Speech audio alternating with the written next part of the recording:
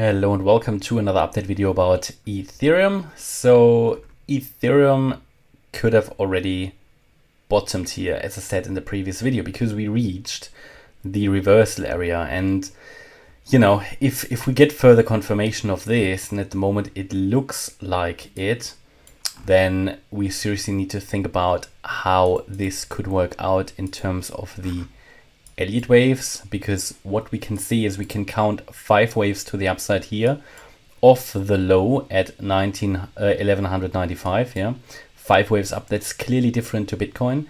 Bitcoin here made a lower high compared to the previous one. Ethereum made a higher high, which allows us to count that as a wave 1 impulse.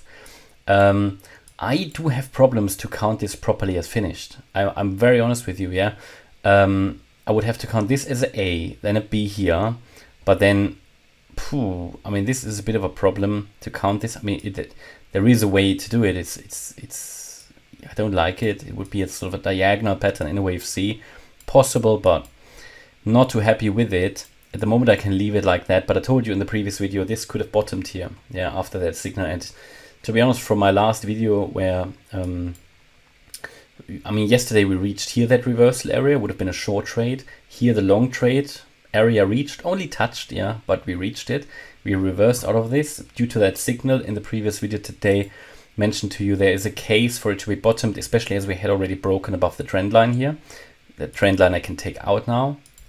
And yeah, I mean, this could be a 1, 2, and now the wave 3 due to the strength of this. Yeah, that might already be a 4th wave here with that rejection, and there will be a 5th wave up to finish off here a first, let's say a first wave of the 3rd.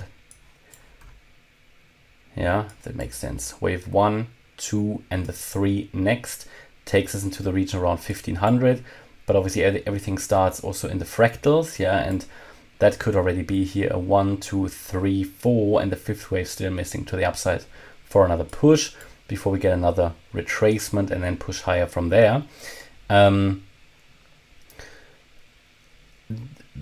You know, it currently certainly, you could say it confirms that we're already moving up because we broke above that wave B high. Yeah, that's fine. Above 1300, that's fine. So short trade here, that worked out. Long trade here, that worked out. The point is now we don't really have a we don't really know until we break above the wave 1 high. So as we get above 1342, it will strongly indicate that we are in the 3rd wave already.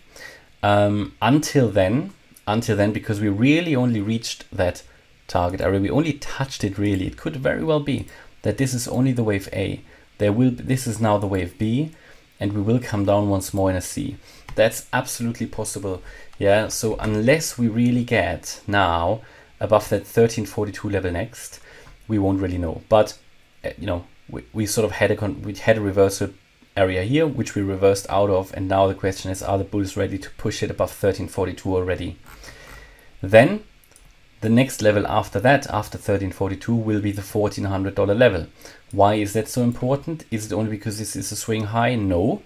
The $1,400 level is very important because this could also just be an Elliott wave triangle. Told you that in one previous video as well.